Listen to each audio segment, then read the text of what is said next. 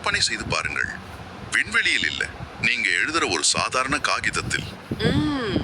அது ஒரு சுவாரஸ்யமான கற்பனை. ஆமா, கணித விதிகள் எல்லாமே சுக்கு நூறாக உடைந்து முடிவிலி ஆதிக்கம் செலுத்தும் ஒரு மர்ம புள்ளி அது.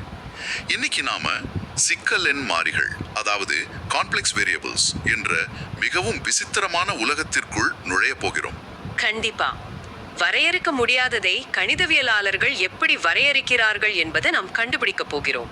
சரி, இதை விரிவாக அலசுவோம். நீங்க பிஜிடிஆர்பி தேர்வுக்கு தயாராகி கொண்டிருப்பவராக இருந்தாலும் சரி, அல்லது இந்த பிரபஞ்சத்தின் தர்க்கங்களை அறிந்து கொள்ளும் ஆர்வம் கொண்டவராக இருந்தாலும் சரி, இந்த ஆழமான விவாதம் உங்களுக்கானது. ஆமாம், கணித இயற்பியல் அல்லது பகுமுறை சார்புகள், ஒருமை புள்ளிகள் என்று சொன்ன உடனேயே பலருக்கும் ஒருவித பயம் வந்துவிடும். எனக்கே அந்த பயம் இருக்கிறது. அந்த சமன்பாடுகளை பார்த்தாலே தலை சுற்றும். அது சகஜம்தான். ஆனால் அந்த பயமுறுத்தும் சமன்பாடுகளுக்கு பின்னால் மிக அழகான ஒரு வடிவியல் கதை ஒளிந்திருக்கிறது. அதை மனப்பாடம் செய்யாமல் அது எப்படி, ஏன் வேலை செய்கிறது என்று நாம் புரிந்து கொண்டால் போதும். புரிந்து கொள்வதுதான் முக்கியம். ஆமா, இது ஒரு அற்புதமான தர்க்க மொழி என்பது உங்களுக்கு புரியும். சரி, மிக அடிப்படையான ஒரு விஷயத்திலிருந்து ஆரம்பிப்போம். ஒரு சிக்கல் எண் அல்லது காம்ப்ளெக்ஸ் நம்பர் என்ன? Z சமம் x கூட்டர் IY என்ற ஒரு சமன்பாடு இருக்கிறது இல்லையா? அதேதான், Z x plus IY. இதைத்தான் எல்லா இடங்களிலும் பார்க்கிறோம். ஆனால் நிஜத்தில் இது எதை குறிக்கிறது? இதில் எக்ஸோ இருக்கிறது, ஒய்யோ இருக்கிறது, கூடவே அந்த விசித்திரமான ஐ என்ற கற்பனை எண்ணும் இருக்கிறது. இதை நான் எப்படி என் மனக்கண்ணில் பார்ப்பது? இதை ஒரு வரைபடமாக, அதாவது ஒரு கிராஃபாக கற்பனை செய்து கொள்ளுங்கள். நாம் பள்ளியில் படித்த சாதாரண வரைபடம் தான். ஓகே, அந்த எக்ஸ் அச்சு ஒய் அச்சு இருக்குமே, அதுதானே? அதேதான். அதில் கிடைமட்டமாக ஒரு கோடு இருக்கும், செங்குத்தாக ஒரு கோடு இருக்கும் அல்லவா? இங்கே அந்த கிடைமட்ட கோடு தான் மெய்ப்பகுதி, அதாவது ரியல் பார்ட். அப்போ எக்ஸ் என்பது ரியல் பார்ட். சரியா சொன்னீங்க. செங்குத்து கோடு தான் கற்பனை பகுதி, அதாவது இமேஜினரி பார்ட் ஒய். இந்த ஐ என்பது ஏதோ மாயாஜாலம்லாம் இல்லை, அது ஒரு 90 டிகிரி சுழற்சியை குறிக்கிறது. 90 டிகிரி சுழற்சியா? ஆமாம், அது ஒரு இரண்டாவது பரிமாணம், செகண்ட் டைமென்ஷன் என்று சொல்லலாம். எனவே Z என்ற புள்ளி அந்த வரைபடத்தில் x, y என்ற இடத்தில் இருக்கிறது என்று அர்த்தம். இது கார்ட்டீசியன் வடிவம் என்று அழைக்கப்படுகிறது. ஓ, புரிகிறது. அதாவது ஒரு தட்டான காகிதத்தில் ஒரு புள்ளியின் சரியான முகவரியை சொல்வது போல. சரிதானே? மிகச்சரி, ஒரு முகவரி தான் அது. ஆனால் இதையே வேறொரு விதத்திலும் சொல்லலாம் என்று எனக்கு தோன்றுகிறது. இப்போ ஒருவர் என்னிடம் வழி கேட்கிறார் என்று வைத்துக் கொள்வோம். சொல்லுங்க. இது எக்ஸ் மற்றும் ஒய் திசைகளில் செல்வது. இதுதான் கார்ட்டீசியன் வடிவம். ஆமாம். ஆனால் நான் இப்படியும் சொல்லலாமே, சரியாக வடகிழக்கு திசையை நோக்கி திரும்பி ஒரு 5 கிலோமீட்டர் தூரம் நேராக நடங்கள் என்று. இங்கு நான் கோணத்தையும் தூரத்தையும் பயன்படுத்துகிறேன். இதுவும் அதே இடத்திற்குத்தானே கொண்டு செல்லும். ஆஹா, மிக சரியான ஒப்புமை. நீங்கள் சொன்னது 100க்கு 100 சரி. இப்படிதான் கணிதத்திலும் 2 வழிகளில் ஒரு சிக்கல் எண்ணை நாம் குறிப்பிடுகிறோம். அப்போ அந்த கோணமும் தூரமும் இன்னொரு வடிவமா? அதேதான். நீங்கள் சொன்ன அந்த கோணமும் தூரமும் தான் துருவ வடிவம், அதாவது போலார் ஃபார்ம். சமன்பாடுகளில் இதை பார்க்கும்போது Z என்பது R மற்றும் கோணம் தீட்டாவை கொண்டு எழுதப்படும். Z equals R cos θ plus I sin θ என்று எழுதுவார்களே, அதுதானே? சரியாக சொன்னீர்கள். இதை பார்க்கும்போது சற்று பயமுறுத்துவது போல தெரியும், ஆனால் அதன் அர்த்தம் மிகவும் எளிமையானது. இப்போ இதில் R என்பது என்ன? இங்கு R என்பது அந்த புள்ளிக்கும் மைய புள்ளிக்கும் உள்ள தூரம். நீங்கள் கார்ட்டீசியன் முகவரியிலிருந்து துருவ முகவரிக்கு மாற வேண்டும் என்றால் பித்தகோரஸ் தேற்றத்தை பயன்படுத்தி தூரத்தை கணக்கிடலாம். அதாவது R சமம் √(x² + y². அதேதான். அடுத்ததாக ஒரு குறிப்பிட்ட கோணத்தை கணக்கிடலாம். தீட்டா சமம் tan inverse of y/x. இது வெறும் முகவரியை சொல்லும் விதத்தை மாற்றுவதும் மட்டும்தான். வாவ், சமன்பாட்டிற்கு பின்னால் இருக்கும் இந்த வடிவியல் அர்த்தம் புரியும் போது இது இவ்வளவுதானா என்று தோன்றுகிறது. சரி, இந்த மாறிகளை வைத்து கூட்டல் கழித்தல் போன்றவற்றை செய்யும் போது என்ன நடக்கும்? நாம் சாதாரணமாக எண்களை கூட்டுவது போலவே இதையும் செய்யலாமா? அடிப்படையில் அப்படித்தான். ஆனால் ஒரு சிறிய நிபந்தனை இருக்கிறது. என்ன நிபந்தனை? இந்த சிக்கல் எண்களை கூட்டவோ கழிக்கவோ பெருக்குவதற்கோ நாம் மெய்ப்பகுதிகளை தனியாகவும் கற்பனை பகுதிகளை தனியாகவும் கையாள வேண்டும். ஓஹோ, தனித்தனியாக செய்ய வேண்டுமா? ஆமா, ஆப்பிளோடு ஆப்பிளை கூட்ட வேண்டும், ஆரஞ்சோடு ஆரஞ்சை கூட்ட வேண்டும் என்பது போல மெய்ப்பகுதிகளை ஒன்றாகவும் கற்பனை பகுதிகளை ஒன்றாகவும் இணைத்து நாம் கணக்கிட வேண்டும். புரிகிறது. இதுவரை நாம் ஒரு வரைபடத்தில் தனித்தனி புள்ளிகளை பற்றி பேசினோம். இவை நிலையானவை. ஆனால் கணிதம் என்பது வெறும் நிலையான புள்ளிகளை பற்றியது அல்லவே. கண்டிப்பா இல்ல. இந்த புள்ளிகள் எப்படி நகர்கின்றன, எப்படி ஒன்றோடு ஒன்று தொடர்பு கொள்கின்றன என்பதை பார்க்க வேண்டும். இங்கிருந்துதான் நாம் சார்புகளுக்குள், அதாவது ஃபங்க்ஷன்ஸ்குள்ள நுழைகிறோம்.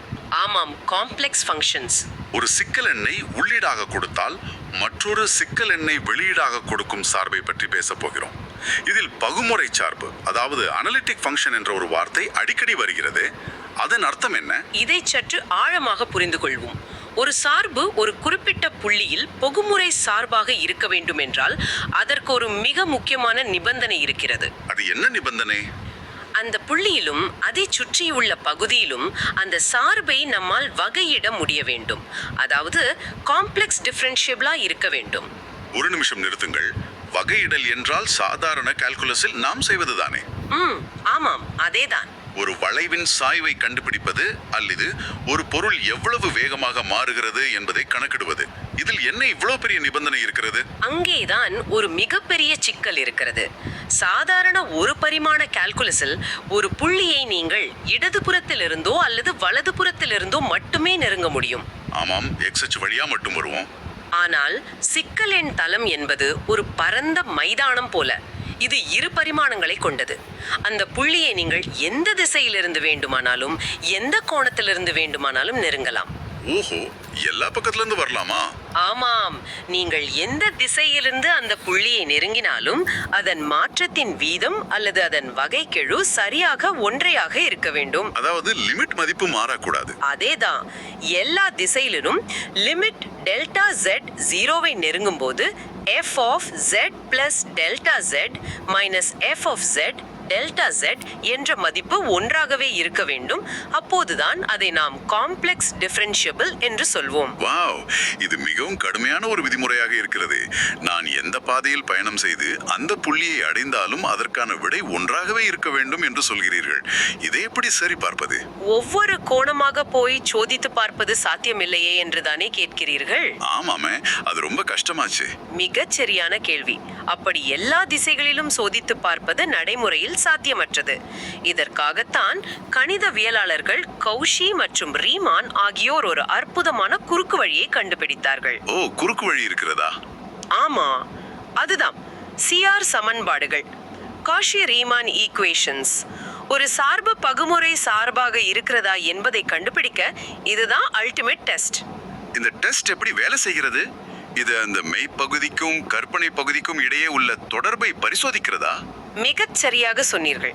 மெய்ப்பகுதியான u என்பது கிடைமட்டமாக, அதாவது x-ஐ பொறுத்து எவ்வளவு மாறுகிறதோ அது சரியாக கற்பனை பகுதியான v செங்குத்தாக y-ஐ பொறுத்து எவ்வளவு மாறுகிறதோ அதற்கு சமமாக இருக்க வேண்டும். ஓகே, u இன் x வகைக்கெழவும் v இன் y வகைக்கெழவும் சமம். அதே போல u செங்குத்தாக மாறும் அளவானது v கிடைமட்டமாக மாறும் அளவின் எதிர்மறைக்கு சமமாக இருக்க வேண்டும். எதிர்மறைனா மைனஸ் வரணுமா? ஆமா, நெகட்டிவ். இதுதான் அந்த பிரபலமான ux சமம் vy மற்றும் uy சமம் -vx என்ற சமன்பாடுகள். எனக்கு கொஞ்சம் குழப்பமாக இருக்கிறது. இதை பார்த்தால் எல்லா சார்புகளுமே இது திருப்தி செய்துவிடும் என்று தோன்றுகிறதே. இது உண்மையிலேயே அவ்வளவு கடினமான டெஸ்டா? இந்த டெஸ்டில் தோல்வியடையும் ஒரு சார்புக்கு உதாரணம் சொல்ல முடியுமா? நல்ல கேள்வி. நிறைய சார்புகள் இதில் தோல்வியடையும். உதாரணமாக வர்க்கம் காண்பது, அதாவது z² அல்லது அடுக்குச் சார்புகள் e⁻z போன்றவை எல்லா இடங்களிலும் பகுமுறை சார்புகளாக இருக்கும். அப்போ இவை CR சமன்பாடுகளை பூர்த்தி செய்யுமா? ஆமாம், இவை கச்சிதமாக பூர்த்தி செய்யும். ஆனால் ஒரு சிக்கலெண்ணின் நீளத்தை மட்டும் எடுத்து அதை வர்க்கமாக்கும் ஒரு சார்பை எடுத்துக்கொள்வோம். அதாவது modulus z². Okay, modulus z². பார்ப்பதற்கு மிகவும் எளிமையான சார்பு போல தெரியும். வரைபடத்திலும் இது தொடர்ச்சியாகத்தான் இருக்கும். ஆனால் இதற்கு நீங்கள் CR டெஸ்ட் செய்து பார்த்தால் அது 0 என்ற ஒரு மைய புள்ளியை தவிர வேறு எங்குமே அந்த சமன்பாடுகளை பூர்த்தி செய்யாது. அப்படியா? ஒரு புள்ளியில மட்டும்தான் மேல செய்யுமா?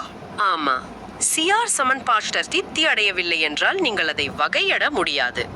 எனவே அது பகுமுறை சார்பும் அல்ல. ஓஹோ, அப்படியானால் ஒரு சார்பு பார்ப்பதற்கு மென்மையாக தொடர்ச்சியாக இருந்தாலும் அது பகுமுறை சார்பாக இருக்க வேண்டிய அவசியம் அல்ல. கண்டிப்பா இல்ல. சரி, இந்த பகுமுறை சார்புகள் இவ்வளவு சிறப்பானவை என்று சொல்கிறோமே, இதனால் நிஜ உலகில் நமக்கு என்ன பயன்? இயற்பியலோடு இதை எப்படி தொடர்பு படுத்துவது? இங்கேதான் இதன் உண்மையான பிரம்மாண்டம் ஆரம்பிக்கிறது. ஒரு சார்பு பகுமுறை சார்பு என்ற இந்த கடுமையான சிஆர் டெஸ்டில் தேர்ச்சி பெற்றுவிட்டால் ஒரு மாயாஜாலம் நடக்கும். என்ன மாயாஜாலம்? அதன் மெய் மற்றும் கற்பனை பகுதிகள், அதாவது u மற்றும் v தானாகவே இசை சார்புகளாக மாறிவிடும். ஹார்மோனிக் ஃபங்க்ஷன்ஸ் என்று சொல்வார்கள். இசை சார்புகளா? அப்படின்னா? அதாவது அவை லாப்லாஸ் சமன்பாட்டை பூர்த்தி செய்யும். ஒரு நிமிஷம். லாப்லாஸ் சமன்பாடு, வெப்ப கடத்தல் அல்லது பாய்மை இயக்கவியலில் இதை பற்றி படித்திருக்கிறேன். ஒரு புள்ளியின் மதிப்பு அதை சுற்றியுள்ள புள்ளிகளின் சராசரியாக இருக்கும் என்று சொல்வார்களே, அதுதானே? மிகச் சரியாக பிடித்தீர்கள். இயற்பியலில் ஒரு உலோகத்தட்டில் வெப்பம் எப்படி பரவுகிறது அல்லது ஒரு தடையை சுற்றி தண்ணீர் எப்படி சீராக பாய்கிறது என்பதையெல்லாம் கணக்கிட இந்த லாப்லாஸ் சமன்பாடு தான் பயன்படுகிறது. ஓ, டெல் ஸ்கொயர் u சமம் 0, டெல் ஸ்கொயர் v சமம் 0. அதேதான். கணிதத்தில் பகுமுறை சார்புகளை கண்டுபிடிப்பது இயற்பியலில் திரவங்களின் ஓட்டத்தையோ அல்லது மின்காந்த புலங்களையோ மிக துல்லியமாக வரைபடமாக்குவதற்கு சமம். அதனாலதான் இயற்பியலாளர்கள் இந்த சிக்கலின் சார்புகளை கொண்டாடுகிறார்கள். இப்போதான் புரிகிறது. இது வெறும் சமன்பாடுகளுடன் விளையாடும் ஒரு விளையாட்டு அல்ல. பிரபஞ்சத்தின் சில அடிப்படை விதிகளையே இது விவரிக்கிறது. சரி, இந்த பகுமுறை சார்புகளின் வேறு சில பண்புகள் என்ன? இவற்றை நாம் எப்படி வேண்டுமானாலும் வளைக்கலாமா? நிச்சயமாக. இவை மிகவும் வலிமையான சார்புகள். 2 பகுமுறை சார்புகள் உங்களிடம் இருந்தால் அவற்றை நீங்கள் கூட்டலாம், கழிக்கலாம், பெருக்கலாம் அல்லது வகுக்கலாம். வகுக்கலாமா? 0வால வகுக்க கூடாது. ஆமாம், கீழ்ப்பகுதி 0 இருக்கக்கூடாது என்ற நிபந்தனை மட்டும் உண்டு. நீங்கள் இவற்றில் எந்த கணித செயல்பாட்டை செய்தாலும் உங்களுக்கு கிடைக்கும் புதிய சார்பும் ஒரு பகுமுறை சார்பாகவே இருக்கும். அது தன் இயல்பை இழக்காது. இது மிகவும் வசதியாக இருக்கிறது. அது மட்டும் இல்லாமல் இவற்றின் வகைக்கெழுக்களை பற்றி நான் ஒரு ஆச்சரியமான விஷயத்தை படித்தேன். ஒரு முறை பகுமுறை சார்பாக இருந்துவிட்டால் அது என்னவோ செய்யலாமே. ஆமாம், இதில் என்ன சுவாரஸ்யம் என்றால் ஒரு சார்பு பகுமுறை சார்பு என்று உறுதியாகிவிட்டால் அதன் வகைக்கெழுவும் ஒரு பகுமுறை சார்பாகவே இருக்கும். ஓ, அதோட டெரிவேட்டிவும் அனலிட்டிக் தானா? அதேதான். அதாவது நீங்கள் அதை ஒரு முறை வகையிடலாம், மீண்டும் 2வது முறை வகையிடலாம், 3வது முறை, இப்படி முடிவிலி வரை நீங்கள் வகையிட்டுக் கொண்டே போகலாம். இல்லர் தொடராகவும் விருத்து எழுதிவிட முடியும். டெய்லர் சீரீஸா? முடிவிலி வரை வகையிடலாம் என்பது உண்மையிலே ஒரு கணித மாயாஜாலம் தான். இதுவரை எல்லாமே மிகச் சரியாக எந்த தடையுமின்றி மென்மையாக செல்லும் ஒரு பயணத்தை பற்றி பேசினோம். ஆமா, எல்லாம் பாசிட்டிவ் சைடு. ஆனால் ஆரம்பத்தில் நாம் ஒரு கருந்துளையை பற்றி குறிப்பிட்டோம் அல்லவா? ஒரு கட்டமைப்பு எங்கு உடைந்து போகிறதோ அங்குதான் சுவாரஸ்யமே ஆரம்பிக்கிறது. இந்த விதிகளுக்கெல்லாம் கட்டுப்படாத சார்புகள் உடைந்து போகும் இடங்களை என்னவென்று சொல்வது? அதுதான் ஒருமை புள்ளிகள், சிங்குலாரிட்டிஸ். சரிதானே?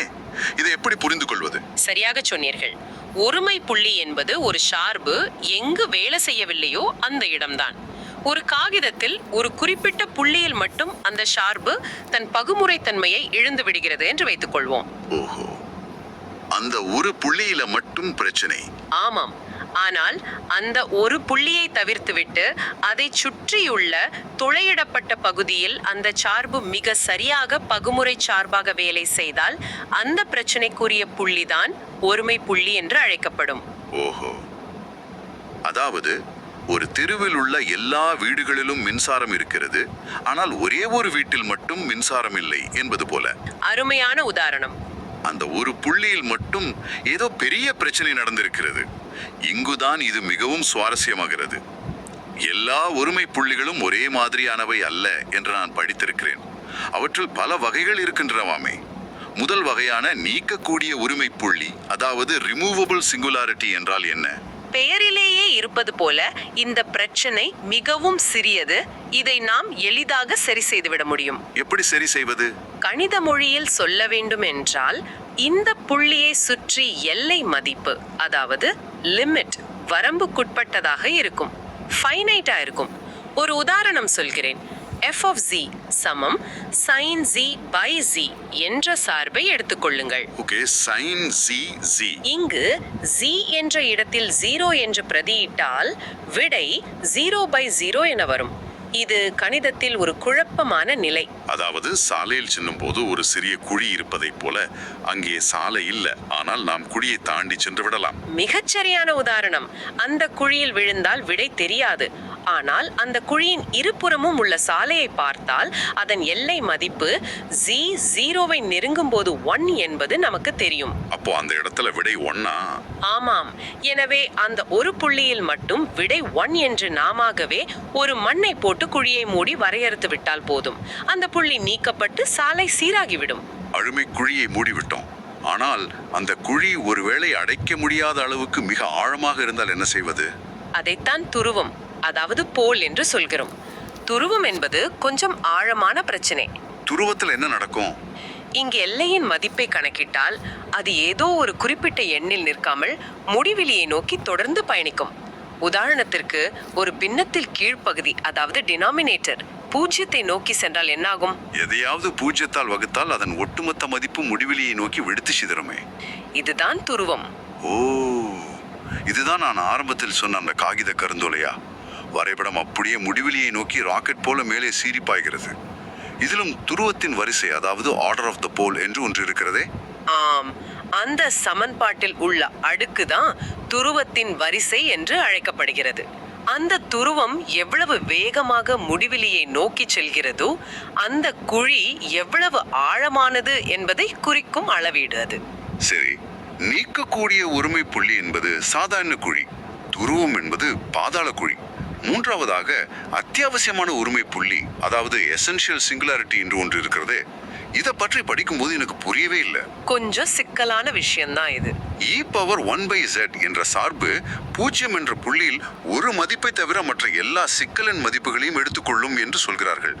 ஒரு புள்ளி எப்படி எல்லா மதிப்புகளையும் ஒரே நேரத்தில் எடுக்க முடியும்? இது சாத்தியம்தானா? இது உண்மையிலேயே நம்ப முடியாத ஒரு விஷயம்தான்.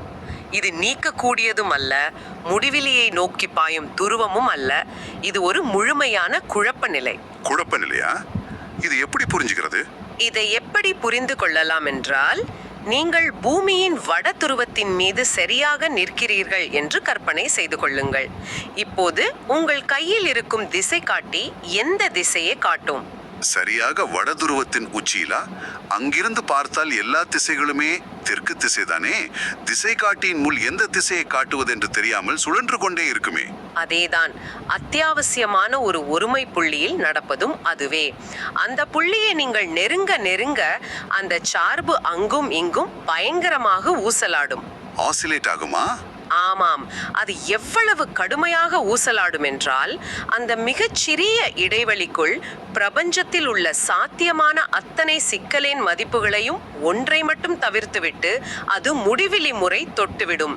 இதுதான் கணிதத்தில் பிகார்டின் தேற்றன் என்று அழைக்கப்படுகிறது.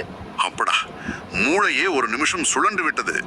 அந்த புள்ளியில் விதிகள் முற்றிலும் உடைந்து விடுகின்றன. சரி, நான்காவதாக தனிமைப்படுத்தப்பட்ட ஒருமை புள்ளி, ஐசோலேட்டட் சிங்குலாரிட்டி என்று ஒன்று இருக்கிறது. அது என்ன? அது மிகவும் சுலபமான ஒரு வரையறைதான். ஒரு குறிப்பிட்ட இடைவெளியில் ஒரு சார்பு பகுமுறை சார்பாக இருந்தால் அது தனிமைப்படுத்தப்பட்ட புள்ளி. அதாவது தனியா இருக்கணுமா? ஆமாம், அந்த ஒருமை புள்ளியை சுற்றி ஒரு சிறிய வட்டம் வரைந்தால் அந்த வட்டத்திற்குள் வேறு எந்த ஒருமை புள்ளிகளும் இருக்கக்கூடாது. அது கூட்டத்தில் இல்லாமல் தனியாக இருக்க வேண்டும், அவ்வளவுதான். புரிகிறது. இந்த ஒருமை புள்ளிகள் எல்லாம் சார்புகள் எங்கு உடைந்து போகின்றன என்பதை காட்டுகின்றன. ஆனால் கணிதவியாளர்கள் இதை வைத்துக்கொண்டு சும்மா இருக்க மாட்டார்களே. கண்டிப்பா மாட்டாங்க. இதை அளவிடுவதற்கு, இது கையாளுவதற்கு ஏதாவது ஒரு வழி கண்டுபிடித்திருப்பார்களே. இங்குதான் லாரன்ஸ் தொடர், லாரன்ஸ் சீரிஸ் வருகிறது என்று நினைக்கிறேன். பகுமுறை சார்புகளுக்கு டெய்லர் தொடர் இருப்பதைப் போல ஒருமை புள்ளிகளுக்கு லாரன் தொடரா? மிகச் சரியான கணிப்பு. ஒருமை புள்ளிகள் இருக்கும் இடங்களில் டெய்லர் தொடர் வேலை செய்யாது. ஏனென்றால் டெய்லர் தொடரில் வகைக்கெழுக்கள் தேவை. ஒருமை புள்ளியில் வகைகளும் கிடையாதே. ஓ ஆமாம், அதான் டிஃபரன்ஷியேட் பண்ண முடியாது. இங்குதான் லாரன் தொடர் கை கொடுக்கிறது. ஒரு மைய புள்ளியை சுற்றி ஒரு வளையத்திற்குள், அதாவது மையத்தில் ஓட்டை உள்ள ஒரு டோனட் போல கற்பனை செய்து கொள்ளுங்கள். அப்படிப்பட்ட இடத்தில் ஒரு சார்பு பகுமுறை சார்பாக இருந்தால் அதை நாம் ஒரு பெரிய தொடராக விரித்தெழுத முடியும். ஒரு நிமிஷம், லாரன் தொடரின் சமன்பாட்டை பார்த்தால் அதன் அடுக்குகள் மைனஸ் முடிவிலி இருந்து பிளஸ் முடிவிலி வரை செல்கிறது. ஆமாம், அதான் இதோட ஸ்பெஷாலிட்டி. டேலர் தொடரில் நேர்மறை அடுக்குகள் மட்டுமே இருக்கும். இந்த எதிர்மறை அடுக்குகள், அதாவது நெகட்டிவ் பவர்ஸ் எதற்காக வருகின்றன? அந்த எதிர்மறை அடுக்குகள் கொண்ட பகுதிக்கு முதன்மை பகுதி பிரின்சிபல் பார்ட் என்று பெயர். அந்த பகுதிதான் ஒருமை புள்ளிக்கு காரணமே. ஓ, அந்த நெகட்டிவ் பவர்ஸ் தான் பிரச்சனையா? ஆமாம், அந்த எதிர்மறை அடுக்குகளின் கெழுக்கள் தான் ஒரு ஒருமை புள்ளி எந்த வகையைச் சேர்ந்தது என்பதை கண்டுபிடிக்க நமக்கு உதவும் ரகசிய குறியீடுகள். நீங்கள் விரித்தெழுதிய லாரன்ட் தொடரை பாருங்கள். சரி, பார்க்கிறேன். அதில் எதிர்மறை அடுக்குகள் எதுவுமே இல்லை என்றால் அங்கு முதன்மை பகுதியே இல்லை என்று அர்த்தம். எனவே அது நீக்கக்கூடிய ஒருமை புள்ளி. ஓஹோ, நெகட்டிவ் பவர்ஸ் இல்லனா ரிமூவபிள். ஆமாம், அதுவே சில எதிர்மறை அடுக்குகள் மட்டுமே இருந்தால் அது ஒரு துருவம். ஆனால் முடிவிலி முறை எதிர்மறை அடுக்கு உறுப்புகள் தொடர்ந்து வந்து கொண்டே இருந்தால் அதுதான் நாம் முன்பு பேசிய அந்த குழப்பமான அத்தியாவசியமான ஒருமை புள்ளி. இது மிகச்சிறந்த ஒரு கருவியாக இருக்கிறது. லாரன்ட் தொடர் என்பது ஒருமை புள்ளிகளுக்கான எக்ஸ்ரே போல செயல்படுகிறது. உள்ளே என்ன நோய் இருக்கிறது என்பதை துல்லியமாக காட்டிவிடுகிறது. சரி, இதிலே மீதி, அதாவது ரெசிடியூ என்ற ஒரு வார்த்தை அடிக்கடி அடிபடுகிறது. அது என்ன? இந்த லாரன்ட் தொடரின் எக்ஸ்ரேயில் நீங்கள் கவனிக்க வேண்டிய மிக முக்கியமான ஒரு உறுப்பு இருக்கிறது. அதுதான் -1 அடுக்கு வரும் இடம். -1 அடுக்கா? அதாவது z - z0 ஹோல் பவர் -1 என்ற உறுப்பு. அந்த உறுப்பின் கெழுவான C-1 என்பதுதான் அந்த புள்ளியின் மீதி அல்லது ரெசிடியூ என்று அழைக்கப்படுகிறது. அந்த -1 அடுக்குக்கு மட்டும் அப்படி என்ன ஸ்பெஷல்? ஏனென்றால் சிக்கலன் தளத்தில் ஒரு மூடிய வளைவில் நீங்கள் தொகையிடல், அதாவது இன்டகிரேஷன் செய்யும் போது லாரன்ட் தொடரில் உள்ள மற்ற எல்லா உறுப்புகளின் தொகையிடும் 0 ஆகிவிடும். உண்மையாவா? எல்லாம் 0 ஆயிடுமா? இது கணிதத்தின் ஒரு மிகப்பெரிய விந்தை. அந்த -1 அடுக்கு உறுப்பு மட்டுமே தப்பி பிழைக்கும். எனவே மிக கடினமான தொகையிடல்களை கணக்கிட நீங்கள் பக்க கணக்கில் தீர்வு காண வேண்டியதில்லை. இந்த மீதியை மட்டும் கண்டுபிடித்து பயன்படுத்தி கொண்டால் போதும், விடை சுலபமாக கிடைத்துவிடும். வாவ்! அதாவது தீர்க்கவே முடியாத இயற்பியல் மற்றும் கணித பிரச்சனைகளை மிக எளிதாக தீர்க்கும் ஒரு மாஸ்டர் சாவியை போல இந்த ரெசிடியூ செயல்படுகிறது. இந்த விவாதம் உண்மையிலே கணிதத்தை பற்றிய ஒரு புதிய பார்வை எனக்கு கொடுத்திருக்கிறது. எனக்கு ரொம்ப சந்தோஷம். ஆனா இதை தேர்தற்காகவோ அல்லது ஒரு நேர்காணலுக்காகவோ படித்துக் கொண்டிருக்கும் நேயர்களின் மனநிலையை நான் இப்போது எண்ணி பார்க்கிறேன். இவ்வளவு விஷயங்களையும் ஒரு தேர்வு அறையின் அழுத்தத்தில் எப்படி நினைவில் வைத்துக் கொள்வது? இதற்கு ஏதாவது ஒரு சுருக்கு வழி இருக்கிறதா என்று அவர்கள் நிச்சயம் தேடுவார்கள். அதை பற்றி நீங்கள் கவலைப்பட வேண்டாம். நமது குறிப்புகளில் தேர்வர்கள் எளிதாக நினைவில் வைத்துக்கொள்ள ஒரு அருமையான ஷார்ட்கட் கொடுக்கப்பட்டுள்ளது. அதுதான் ASIP, அதாவது ASIP என்ற நினைவு குறிப்பு. ASIP? இதை எப்படி பயன்படுத்துவது? இதை சற்று விரிவாக சொல்ல முடியுமா? நிச்சயமாக. தேர்வில் ஒரு கேள்வியை பார்த்தவுடன் பதற்றமடையாமல் இந்த 4 எழுத்துக்களை நினைவிற்கு கொண்டு வாருங்கள். A என்பது analytic. Okay, A for analytic. ஒரு சார்பு பகுமுறை சார்பாக இருக்கிறதா என்று கேள்வி வந்தால் உடனே CR சமன்பாடுகளை சரிபார்க்க வேண்டும். அடுத்த S என்பது சிங்குலர் பாயிண்ட்ஸ்.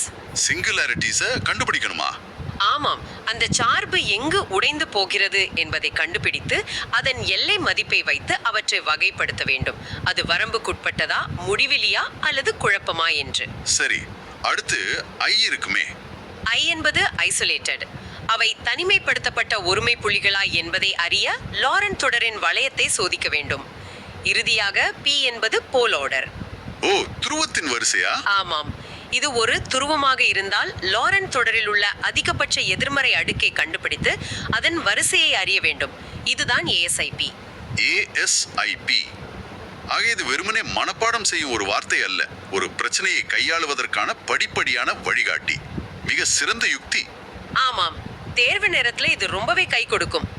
உண்மையாகவே இது ஒரு ஆழமான மற்றும் தெளிவான விவாதமாக அமைந்தது. எண்களின் உலகில் தொடங்கி ஒருமை புள்ளிகள் என்ற விசித்திரமான இடங்கள் வரை பயணித்திருக்கிறோம். நிறைவாக இதை கேட்டுக்கொண்டிருக்கும் உங்களிடம் ஒரு ஆழமான கேள்வியை முன்வைக்க விரும்புகிறேன். சொல்லுங்கள். கணிதத்தில் ஒருமை புள்ளிகள் என்பது ஒரு அமைப்பு அல்லது சமன்பாடு எங்கு உடைந்து போகிறது அல்லது தன் எல்லையை மீறுகிறது என்பதை காட்டுகிறது அல்லவா? ஆமாம். ஒரு அமைப்பின் இயல்பான செயல்பாட்டை புரிந்து கொள்வதை விட அது எங்கே உடைகிறது, அதாவது பிரேக்கிங் பாயிண்ட் எங்கே என்று புரிந்து கொள்வதுதான் அந்த அமைப்பை பற்றிய மிக முக்கியமான ரகசியங்களை நமக்கு கற்றுத்தருகிறதா? இது ரொம்பவே ஆழமான ஒரு கேள்வி. இதை நீங்கள் இயற்பியலின் கருந்துளைகளோடு ஒப்பிட்டு பாருங்கள். அங்கு காலமும் வெளியும் உடைந்து போகும் தன்மையில்தான் பிரபஞ்சத்தின் மிகப்பெரிய ரகசியங்கள் ஒளிந்துள்ளன. அல்லது நம் அன்றாட வாழ்வில் தொழில்நுட்பத்தின் தோல்விகளோடு ஒப்பிட்டு பாருங்கள். எல்லாமே சரியாக நடக்கும்போது நாம் எதையும் கற்பதில்லை. ஆனால் உடையும் இடங்கள்தான் ஒரு அமைப்பின் உண்மையான எல்லையை காட்டுகின்றனவா? இந்த கேள்வியை சிந்தித்து பாருங்கள். இந்த ஆழமான விவாதத்தில் இணைந்திருந்ததற்கு மிக்க நன்றி. தொடர்ந்து தேடுங்கள், தொடர்ந்து கற்றுக்கொள்ளுங்கள். விடைபெறுகிறோம்.